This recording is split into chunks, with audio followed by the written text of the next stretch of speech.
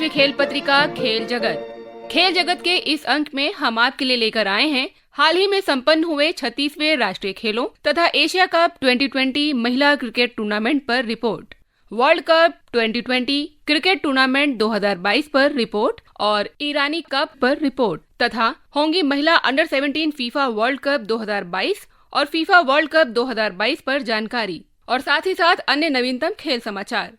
तो सबसे पहले 36वें राष्ट्रीय खेलों पर रिपोर्ट जानकारी दे रहे हैं मोहम्मद शाहिद आजमी।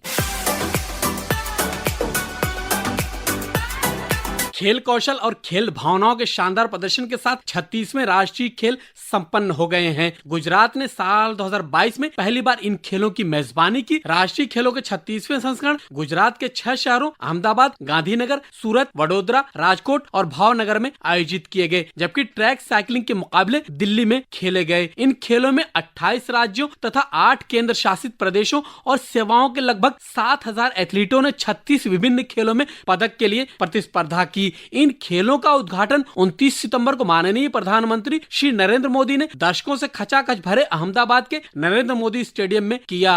देश के 36 राज्यों से 7000 से ज्यादा एथलीट्स, 15000 से ज्यादा प्रतिभागी, 35000 से ज्यादा कॉलेज, यूनिवर्सिटी और स्कूलों की सहभागिता और 50 लाख से ज्यादा स्टूडेंट्स का नेशनल गेम से सीधा जुड़ाव,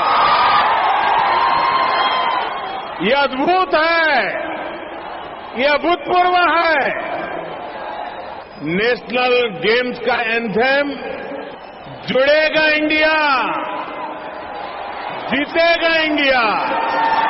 नेशनल गेम्स का ये प्लेटफॉर्म आप सभी के लिए एक नया लॉन्चिंग पैड का काम करेगा।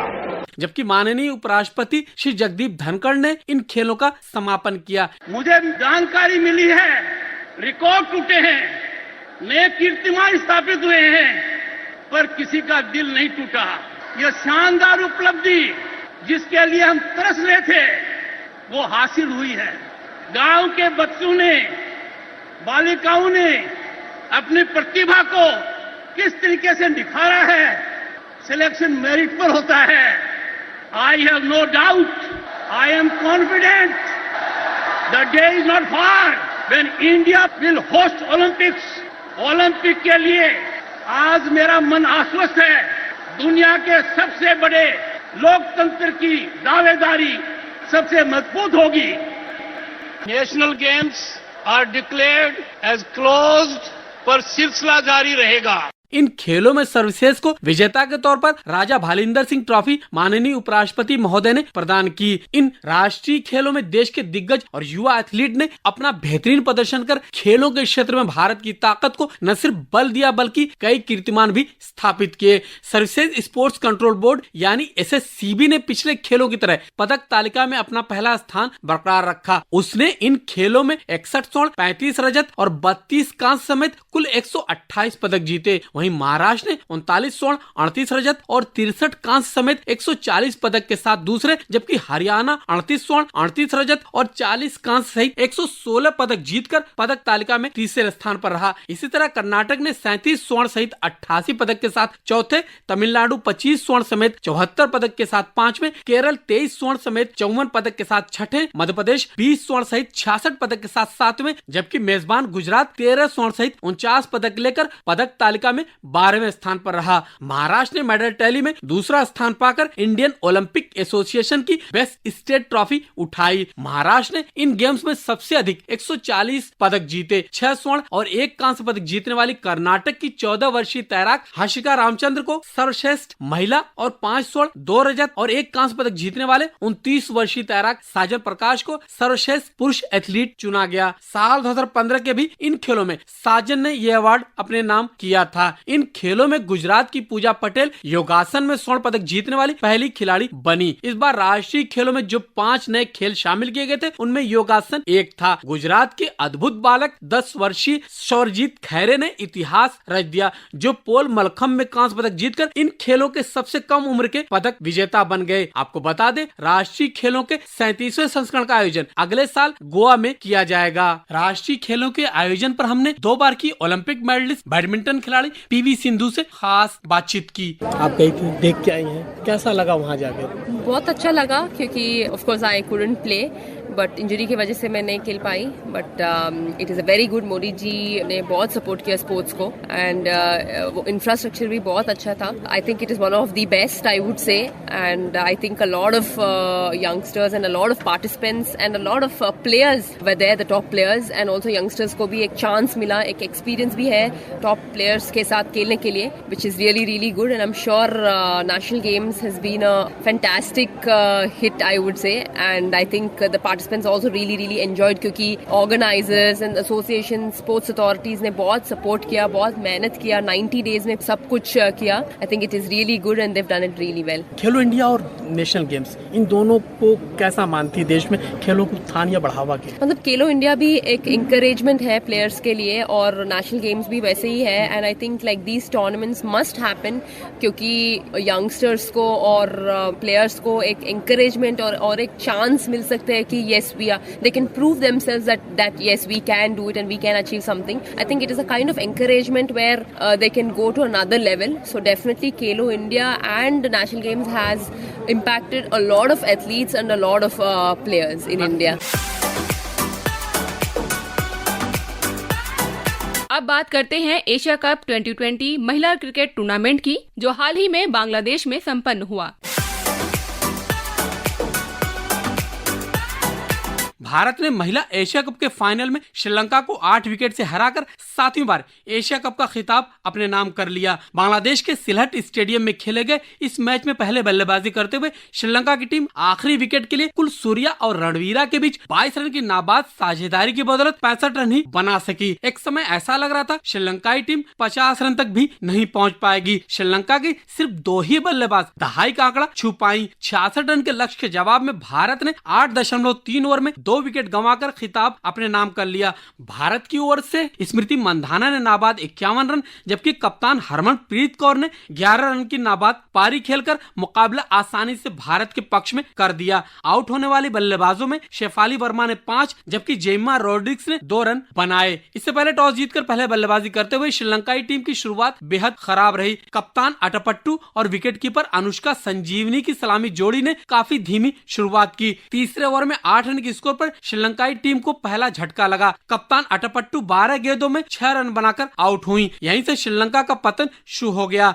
9 रन के स्कोर पर टीम का दूसरा विकेट गिरा। रेणुका सिंह ने माधवी को विकेटकीपर ऋचा घोष के हाथों कैच आउट कराया। इसी स्कोर पर श्रीलंका का तीसरा विकेट गिरा। अगली ही गेंद पर रेणुका ने हसिनी परेरा को स्मृति मंधाना के हाथों कैच आउट कराया। इस तरह श्रीलंका के 4 विकेट गिर गए। लगातार 3 गेंदों पर 3 विकेट गंवाने के बाद श्रीलंका की टीम संघर्ष कर रही थी। रेणुका ने कविशा दिल्हारी को क्लीन बोल्ड कर श्रीलंका को 5वां झटका दिया। पावर प्ले के अंदर श्रीलंका की आधी टीम पवेलियन लौट चुकी थी। राजेश्वरी गायकवाड़ ने नीलाक्षी डी सिल्वा को बोल्ड करके भारत को 6ठी कामयाबी दिलाई। उस समय श्रीलंका का स्कोर 18 रन था। स्नेहा राणा ने अपनी ही गेंद पर शहानी का कैच पकड़कर श्रीलंका को 7वां झटका दिया। अंत में पुछल्ले बल्लेबाजों ने बेहतरीन प्रदर्शन किया। राणा सिंह 20 गेंदों में 13 रन बनाकर राजेश्वरी गायकवाड़ का शिकार बनी। स्नेहा राणा ने सुगंधिका कुमारी को बोल्ड कर श्रीलंका को 9वां झटका दिया। सुगंधिका ने 24 गेंदों में 6 रन बनाए। उनकी पारी धीमी जरूर थी, लेकिन हालात के हिसाब से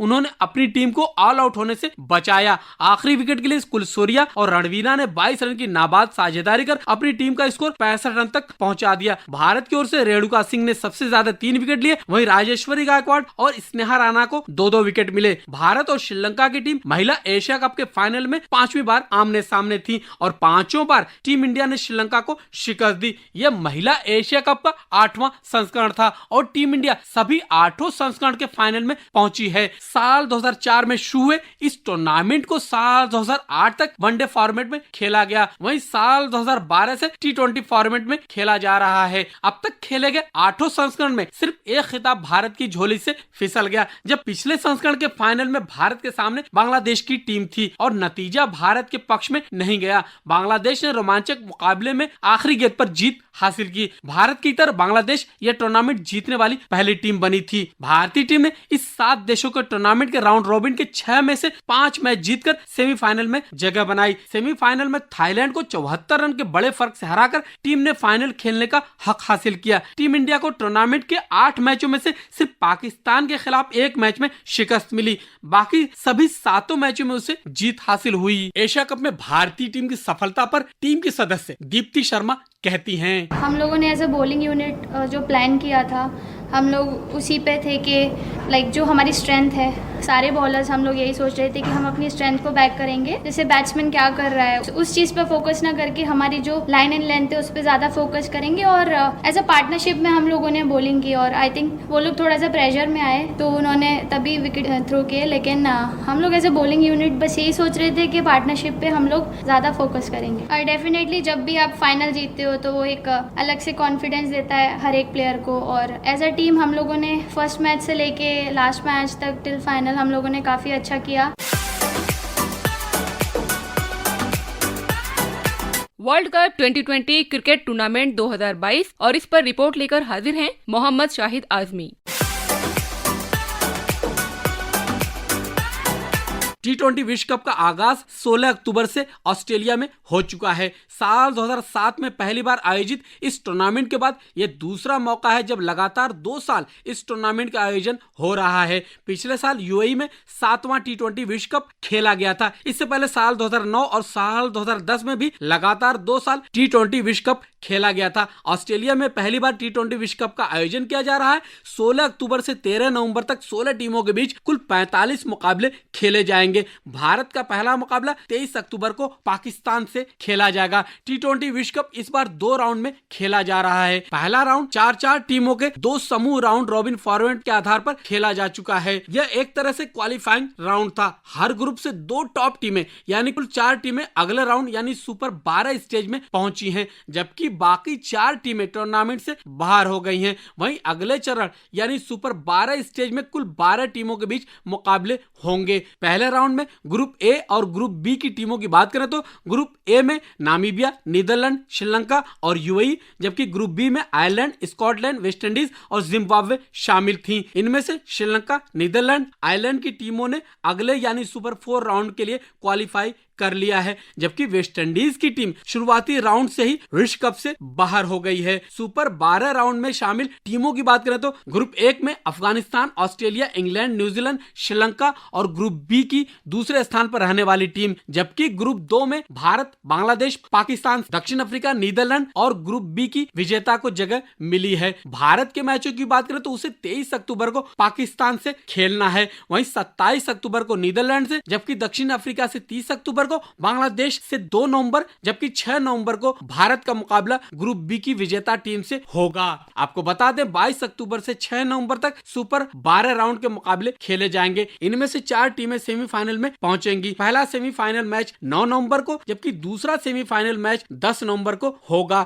फाइनल मुकाबला 13 नवंबर को खेला जाएगा। विश्व कप में भारतीय टीम की तैयारियों और मोहम्मद शमी की टीम में वापसी को लेकर कप्तान रोहित शर्मा ने क्या कुछ कहा, आइए आपको सुनवाते हैं। बिकॉज अगर आप इतने मैचेस खेलोगे तो इंजरीज होगी, इसीलिए हमारा फोकस पिछले 1 साल में यही था कि जो हमारी बेंच स्ट्रेंथ है उसको हमें बनानी है। इसीलिए आपने देखा होगा कि जहाँ जहाँ हमें मौका मिला हमने नए लड़कों को खिलाया। और जहाँ तक शमी की बात है, ऑब्वियसली उनको 2-3 हफ्ते पहले कोविड हो गया था, तो घर में थे, अपने फार्म में बैठे थे और उनको फिर एनसीए बुलाना पड़ा। एनसीए में आए वो और एनसीए में काफ़ी मेहनत कर रहे थे। सब कुछ अच्छा लग रहा है शमी को लेकर, बट 23 को जब गेम है उसके पहले तक हमारी प्रिपरेशन अच्छी तरीके से हो जाएगी। ईरानी कप में क्या हुआ, इस पर जानकारी के साथ मोहम्मद शाहिद आजमी। शेष भारत ने 3 साल बाद लौटे घरेलू क्रिकेट टूर्नामेंट ईरानी कप की ट्रॉफी 29वीं बार अपने नाम कर ली है। इस मुकाबले में हनुमा विहारी की अगुवाई वाले रेस्ट ऑफ इंडिया ने सौराष्ट्र को 8 विकेटों से हराकर खिताब जीत लिया। पिछली बार जब साल 2019 में यह टूर्नामेंट आयोजित हुआ था तो विदर्भ की टीम ने शेष भारत को हराकर ट्रॉफी अपने नाम की थी, लेकिन एक बार फिर से इस टूर्नामेंट के इतिहास की सबसे सफल टीम शेष भारत ने खिताब वापस अपने नाम कर लिया है।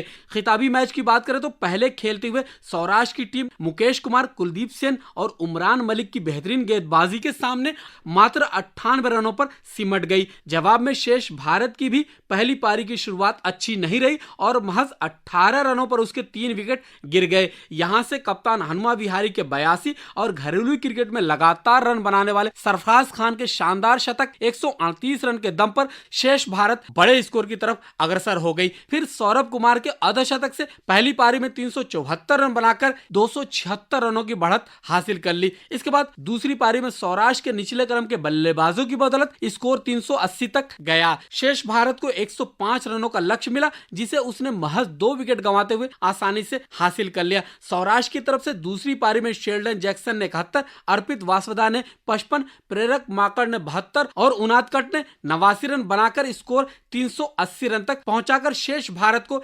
105 रनों का लक्ष्य दिया। शेष भारत ने लक्ष्य का पीछा करते हुए 2 विकेट गंवाते हुए 32वें ओवर में टारगेट हासिल कर लिया। शेष भारत की खिताबी जीत में शतक लगाकर खास किरदार अदा करने वाले सरफराज खान से हमने बातचीत की। जो भी मेहनत किया वो सफल हो रही है और जो भी अब्बू ने मेहनत किया वो सफल किया और यही प्रैक्टिस वगैरह पे काफी ध्यान दे रहा हूँ, प्रोसेस पे ध्यान दे रहा हूँ, तो वो चीज अचीव कर पा रहा हूँ जो मैं सोच रहा हूँ। लगातार शतक बैक टू बैक, कौन सा जादू कर दिया आपने? लगातार जबरदस्त खेल रहे हैं। जी, ये सब मेहनत की बात है। आप जितना मेहनत करोगे उतना निखरोगे, तो मेहनत ही करते रहता हूँ और प्रोसेस पे ध्यान देते रहता हूँ, तो सब बढ़िया हो रहा है। फाइनल मुकाबला था, उससे पहले रणजी में फाइनल शतक लगा चुके थे, जब फाइनल मैच में उतर रहे थे क्या कुछ माइंड में चल रहा था? ज्यादा कुछ नहीं चल रहा था, बस यही था कि जो भी मैंने मेहनत किया और इतने टाइम से रन्स करते और आ रहा हूँ, वो सब एक्सपीरियंस वो मैच में अपने साथ लेके जाऊं और जाके वहां पर विकेट देखूं, विकेट कैसा बिहेव कर रहा है और अपनी नेचुरल बैटिंग करूं। क्रिकेट से निकलकर अब बात करते हैं फुटबॉल की।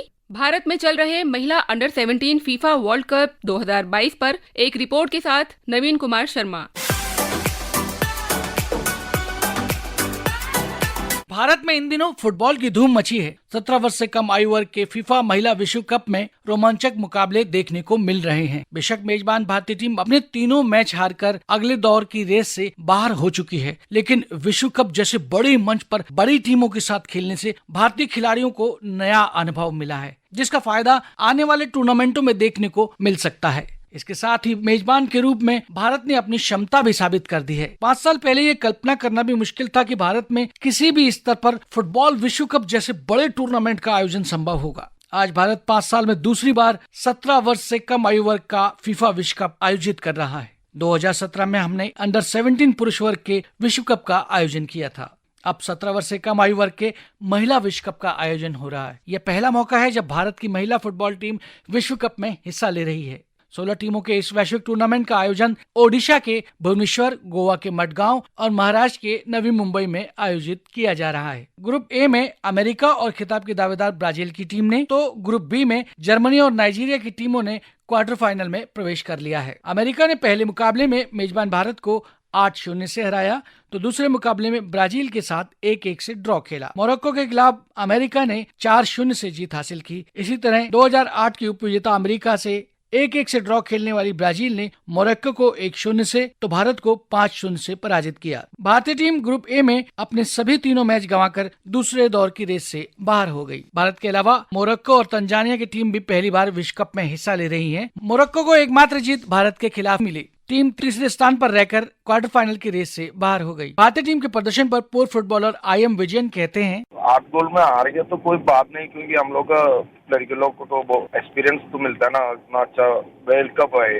अंडर 17 वर्ल्ड कप है। बच्चा लोग है, अमेरिका के साथ खेला, ब्राजील के साथ खेल गया, और तो फिर लोग को टीम के साथ खेलेगा तो थोड़ा मोटिवेशन, जब बच्चा लोग है ना तो थोड़ा आगे खेलने के थोड़ा ये मिलेगा, कॉन्फिडेंस मिलेगा लोग का। अगर बात ग्रुप बी की करें तो जर्मनी और नाइजीरिया की टीमें अंतिम 8 में पहुंचने में सफल रही। जर्मनी ने नाइजीरिया को 2-1 से, चिली को 6-0 से और न्यूजीलैंड को 3-1 से हराया। नाइजीरिया ने 3 में से 2 मैच न्यूजीलैंड के खिलाफ 4-0 और चिली के खिलाफ 2-1 से जीते। ग्रुप सी में कोलंबिया की टीम तीनों मैच जीतकर 6 अंक के साथ शीर्ष पर रही। ग्रुप डी में जापान की टीम ने क्वार्टर फाइनल में प्रवेश कर लिया। जापान की टीम ने अपने तीनों मैच जीते और 9 अंक के साथ ग्रुप में शीर्ष पर रही। इसी ग्रुप में तंजानिया ने 1 जीत, 1 हार और 1 ड्रॉ के साथ 4 अंक लेकर दूसरे स्थान पर रहते हुए अगले दौर के लिए क्वालिफाई किया। अब क्वार्टर फाइनल में अमेरिका का मुकाबला नाइजीरिया, कोलंबिया का मुकाबला तंजानिया, जर्मनी का मैच ब्राजील और जापान की टक्कर स्पेन के साथ होगी। महिला टीम ने इस टूर्नामेंट से पहले इटली, नॉर्वे और डेनमार्क का दौरा किया था। मैदान में तो भारतीय टीम गोल नहीं कर सकी, लेकिन दीर्घकालीन योजनाओं के तहत इस टूर्नामेंट में एक बड़ा गोल या लक्ष्य स्कूली विद्यार्थियों को जोड़ने का रहा। भुवनेश्वर में खेले गए भारतीय मैचों के दौरान बड़ी संख्या में विद्यार्थी नजर आए। भारतीय फुटबॉल महासंघ ने वैश्विक फुटबॉल संस्था फीफा के साथ मिलकर स्कूली कार्यक्रम का एक बड़ा मिशन तय किया है, जिसके तहत देश के 700 से ज्यादा जिलों में स्कूली कार्यक्रम के तहत फुटबॉल अभियान पहुंचेगा। स्कूलों में फुटबॉल कार्यक्रम के अभियान पर अखिल भारतीय फुटबॉल महासंघ के महासचिव शाजी प्रभाकरन कहते हैं, इसका आयोजन की जरूरत इसलिए पड़ी कि हम महिला फुटबॉल को और आगे बढ़ाना चाहते हैं और इस वर्ल्ड कप के द्वारा जो महिला फुटबॉल में एक नई ऊर्जा जागेगी और बिल्कुल इसको देखने को ही मिल रहा है अभी कि ज्यादा से ज्यादा लोग इस पे जुड़ रहे हैं और हम चाहते हैं कि ज्यादा बच्चियां फुटबॉल खेलें और ज्यादा से ज्यादा लोग महिला फुटबॉल को आगे आकर सपोर्ट करें। अब देखना है कि ब्राजील, अमेरिका, जर्मनी या जापान इनमें से कौन सी टीम भारतीय धरती पर विश्व कप जीतने का गौरव हासिल करती है। भारतीय टीम मैदान पर तो कमाल नहीं कर सकी, लेकिन सफल मेजबानी ने भारतीय फुटबॉल के इतिहास में एक गौरवशाली अध्याय जरूर जोड़ दिया है। अगले महीने कतर में आरंभ होने जा रहे फीफा वर्ल्ड कप 2022 पर जानकारी के साथ नवीन कुमार शर्मा। फुटबॉल की बात जारी रखें और चर्चा करें फीफा विश्व कप की, तो 4 वर्ष के इंतजार के बाद अगले महीने कतर में 20 नवंबर से 18 दिसंबर तक फीफा विश्व कप का आयोजन हो रहा है। पहली बार कोई अरब देश इस प्रतिष्ठित टूर्नामेंट की मेजबानी कर रहा है। एशिया में इसका आयोजन दूसरी बार हो रहा है। 20 साल पहले यानी 2002 में कोरिया और जापान ने संयुक्त रूप से इसकी मेजबानी की थी। मई या जुलाई में कतर में पड़ने वाली गर्मी को देखते हुए पहली बार 32 टीमों के इस टूर्नामेंट को नवंबर-दिसंबर में आयोजित किया जा रहा है। 29 दिन चलने वाला फीफा विश्व कप कतर के 5 शहरों के 8 स्थलों में आयोजित किया जाएगा। पहला मैच अल बयात स्टेडियम में मेजबान कतर और इक्वाडोर के बीच खेला जाएगा। विश्व कप में खेलना अपने आप में बड़े गौरव की बात है, क्योंकि 6 महाद्वीपों में 211 देशों की कड़ी क्वालिफिकेशन प्रक्रिया के बाद टीमों को इस बड़े टूर्नामेंट में खेलने का मौका मिलता है। यहाँ तक कि रूस में हुए पिछले विश्व कप के विजेता फ्रांस की टीम को भी क्वालिफिकेशन से गुजरना पड़ा है। कतर बतौर मेजबान खेल रहा है और यह उसका पहला विश्व कप है। 88 वर्ष में ये पहली बार है कि जब कोई मेजबान टीम इस प्रतिष्ठित टूर्नामेंट में अपना पहला मैच खेलने उतरेगी। इससे पहले 1934 में इटली अपनी मेजबानी में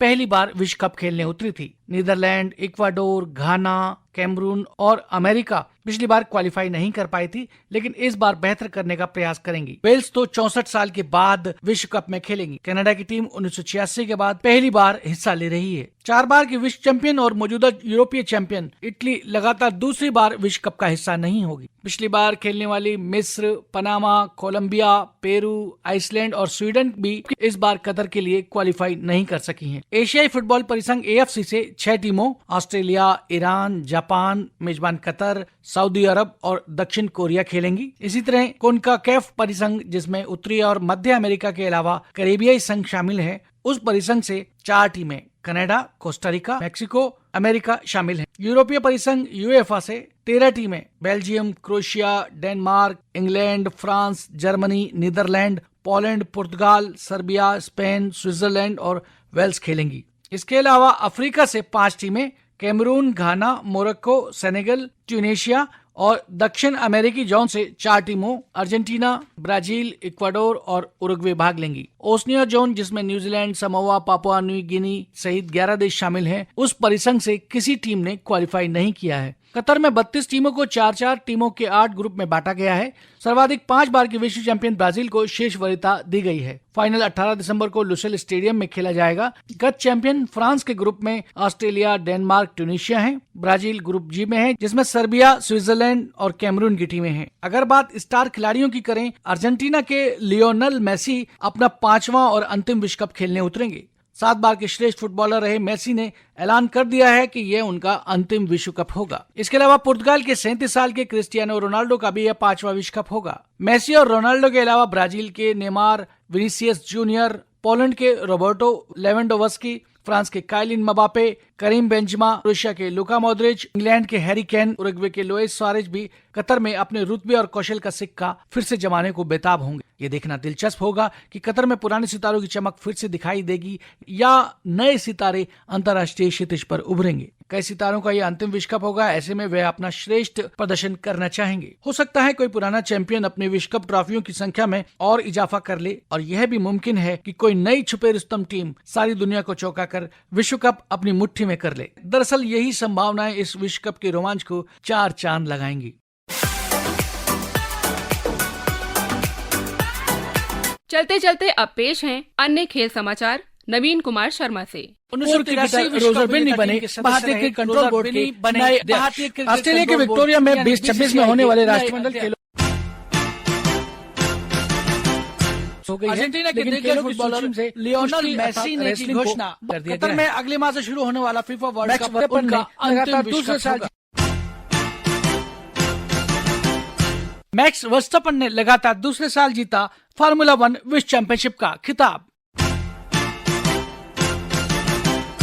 भारतीय ओलंपिक संघ ने कहा 2023 के 37वें राष्ट्रीय खेलों की मेजबानी गोवा करेगा। नागालैंड ने चंडीगढ़ को हराकर 42 साल बाद जीता अंडर 17 वर्ग में सुब्रतो कप फुटबॉल टूर्नामेंट। महिलाओं के अंडर 17 वर्ग में पैट्रिक स्कूल गुमला झारखंड ने वेंगोई हायर सेकेंडरी स्कूल इम्फाल को 3-1 से हराकर खिताब अपने नाम किया। इसी तरह बालकों के 14 वर्ष से कम आयु वर्ग में मणिपुर के हैरॉक हायर सेकेंडरी स्कूल ने बेरवा हाई स्कूल को 2-0 से हराकर सुब्रतो कप फुटबॉल टूर्नामेंट अपने नाम किया। मिस्र के काहिरा में चल रही विश्व निशानेबाजी प्रतियोगिता में भारत ने पदकों की झड़ी लगा रखी है। महाराष्ट्र के 18 साल के रुद्रांश ने पुरुषों की 10 मीटर एयर राइफल स्पर्धा में स्वर्ण जीतकर पेरिस ओलंपिक का कोटा हासिल किया। उनका यह पदक इसलिए भी महत्वपूर्ण रहा क्योंकि दिग्गज निशानेबाज अभिनव बिंद्रा के बाद वह विश्व चैंपियनशिप की 10 मीटर एयर राइफल स्पर्धा में स्वर्ण जीतने वाले पहले भारतीय निशानेबाज बने। भारत के स्टार बिलियर्ड्स और स्नूकर खिलाड़ी पंकज अडवाणी ने कुआलालंपुर में अपना 25वां विश्व खिताब जीता। उन्होंने विश्व बिलियर्ड फ्रेम फॉर्मेट में भारत के ही सौरभ कोठारी को 4-0 से हराया। बेंगलोर में चल रही नेशनल ओपन एथलेटिक्स में तमिलनाडु की रोजी मीना पॉल रॉज ने पोल वॉल्ट में नया कीर्तिमान बनाया। उन्होंने 4.21 मीटर की छलांग लगाई। इससे पहले उन्होंने राष्ट्रीय खेलों में 4.20 मीटर ऊंची छलांग लगाकर नया कीर्तिमान बनाया था। इसके अलावा 100 मीटर बाधा दौड़ में ज्योति याराजी ने 12.82 सेकंड के साथ स्वर्ण पदक जीता। वह 13 सेकंड से कम समय में 100 मीटर की बाधा दौड़ पूरी करने वाली पहली भारतीय महिला बन गयी। चीन में हुई विश्व टेबल टेनिस चैंपियनशिप में भारतीय खिलाड़ी प्री क्वार्टर से आगे नहीं बढ़ सके। पुरुष टीम चीन से प्री क्वार्टर में 0-3 से और महिला वर्ग में मनिका बत्रा, श्रीजा अकुला और दिया चीतले की भारतीय टीम का अभियान चीनी ताइपे से 0-3 की हार के साथ खत्म हो गया। भारतीय महिला क्रिकेटर हरमनप्रीत कौर को अंतर्राष्ट्रीय क्रिकेट परिषद यानी आईसीसी ने सितंबर माह का श्रेष्ठ क्रिकेटर घोषित किया है। वे आईसीसी का यह पुरस्कार पाने वाली भारत की पहली महिला क्रिकेटर हैं। बीसीसीआई की वार्षिक आम बैठक में नए पदाधिकारियों का निर्विरोध चयन हुआ। अध्यक्ष पद पर कर्नाटक के रोजर बिन्नी ने दायित्व संभाला है। सचिव जयशाह लगातार दूसरी बार सचिव पद का दायित्व संभालेंगे। कोषाध्यक्ष पद पर आशीष शेलार, उपाध्यक्ष राजीव शुक्ला, संयुक्त सचिव देवशीत सेखिया होंगे। पूर्व कोषाध्यक्ष अरुण धूमल को अब आईपीएल चेयरमैन की जिम्मेदारी सौंपी गई है। भारत के रोहन बोपन्ना और नीदरलैंड के उनके जोड़ीदार मैटवे मिडिलकूप ने इजराइल में एटीपी 250 टूर्नामेंट का युगल खिताब अपने नाम किया। 42 साल के बोपन्ना का यह इस साल एटीपी टूर पर तीसरा खिताब है। इससे पहले उन्होंने इस साल रामकुमार रामनाथन के साथ एडिलेड इंटरनेशनल और महाराष्ट्र ओपन में युगल खिताब जीता था। इसी के साथ आज का राष्ट्रीय खेल पत्रिका खेल जगत का ये अंक अब यहीं संपन्न होता है। नमस्कार। कार्यक्रम में सहयोग दिया था मोहम्मद शाहिद आजमी और नवीन कुमार शर्मा ने और प्रस्तुत करता थे वीके तोमर।